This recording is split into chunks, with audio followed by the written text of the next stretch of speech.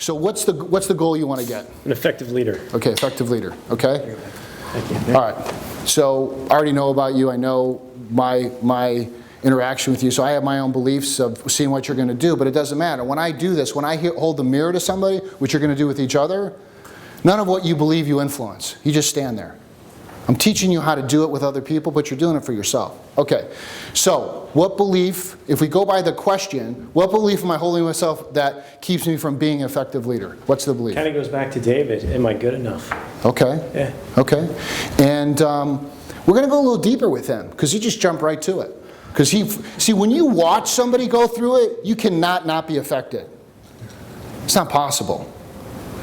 You can even pretend like you're not getting affected. But what did I tell you about communication? Exchange of energy and information. You cannot not be affected. It's not possible. Some of the most affected people right now are the people that are acting like they're not paying attention. I'm going to say that again.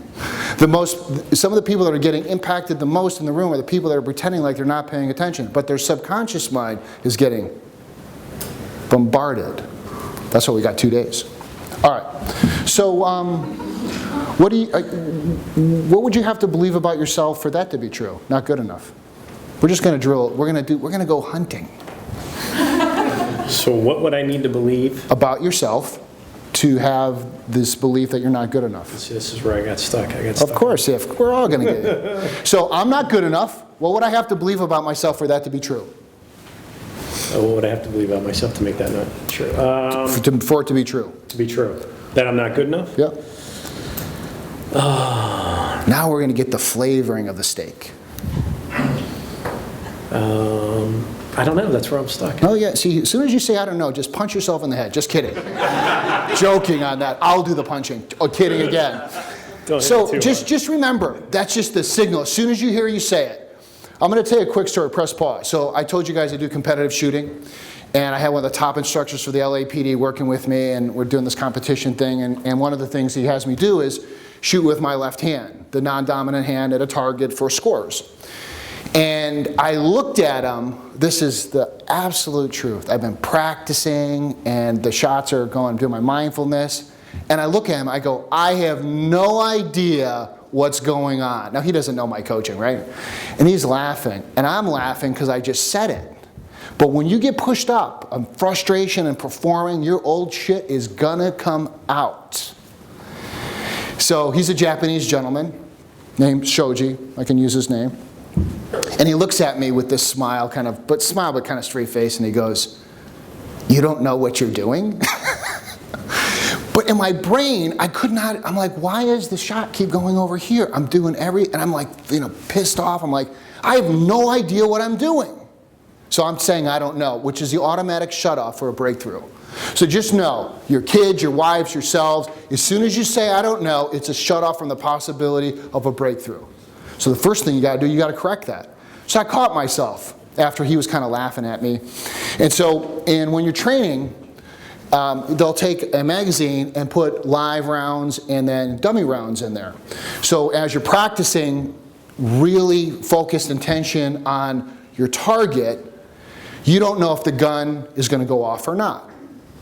So you're going to see, so when you get the dummy round, you're going to see what your body and mind does.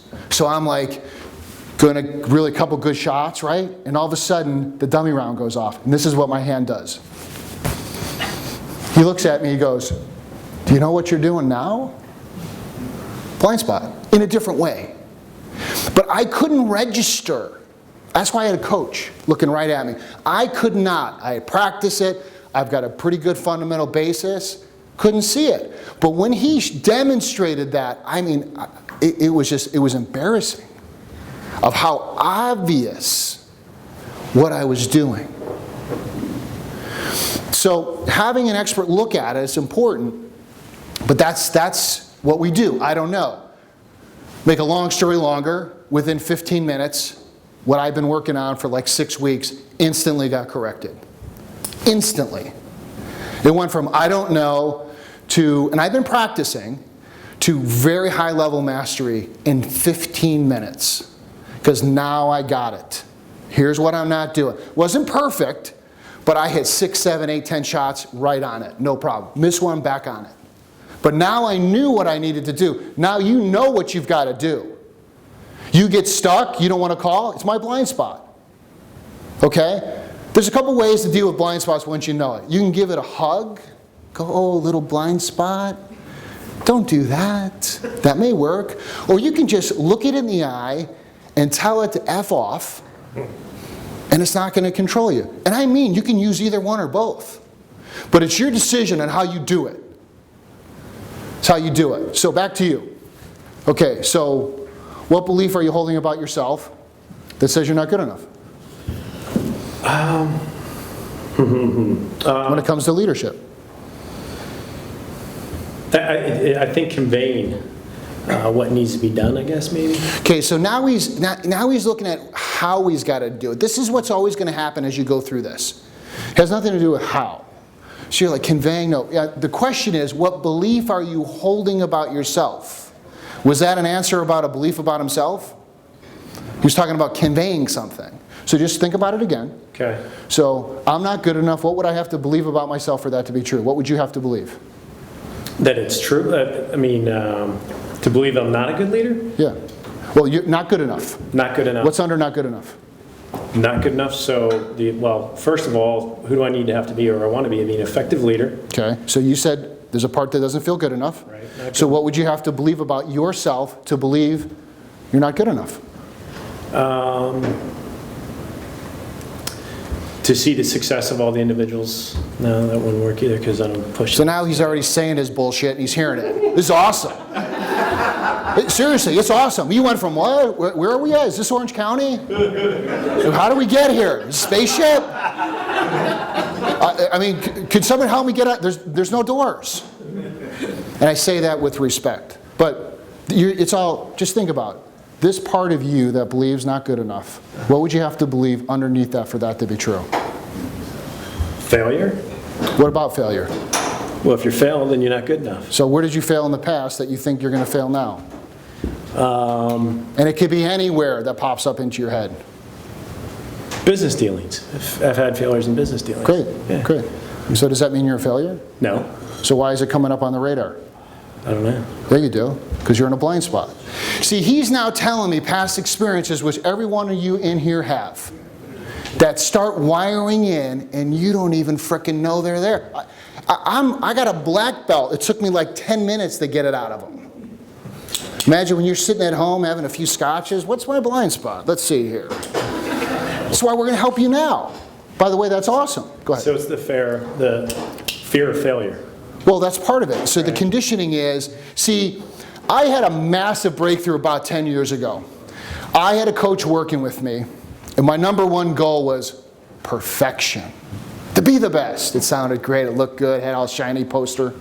And he goes, yeah, that's why you're not breaking through. It's like, what? You know, I'm a coach, and he's telling me, what are you talking about? He said, Stephen, here's the thing. 10 years ago when I was sitting across from him, he said, because you have this want to be the best, you're actually not going for it. Because the blind spot you're in is stopping you from really stretching. And so you're just playing smaller.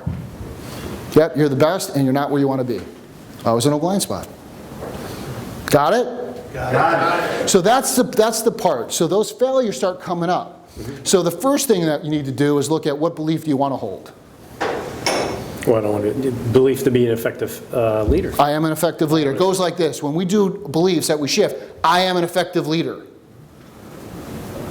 Being conscious, yeah, did you have failures? If you want to call them failures or learnings, yeah, we all in here have failed forward. How I know this, you're in this room. You're in this room. I mean, there's a lot of people on the planet that will not even begin to even have a scent of this information.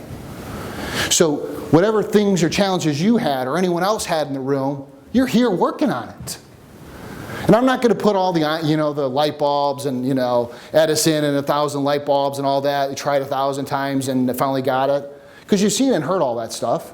But the truth is, those failures, which I'm going to say are challenges you came through, because part of getting a goal, and most people don't get this.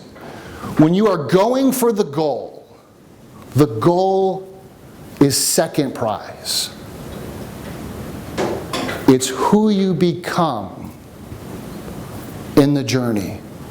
That's first prize. So we get all caught up. And I got to get this, and when I have that, folks, it's second. I want you to have awesome goals. But it's who you become. When you face the dark night, what are you going to do? You're polishing the stone. Those failures, quote unquote, have created the next version of you. You know, there's a saying that my wife Yuki tells me. She said, calm seas. What is it, Yuki? What is it? So, calm, sea. Okay. Wait, I'm going to give her the mic because I'm going to screw this up. No, because we live near, by the water. Well, hold on, Yuki. He's going to give you the mic. Great job, buddy. Great job.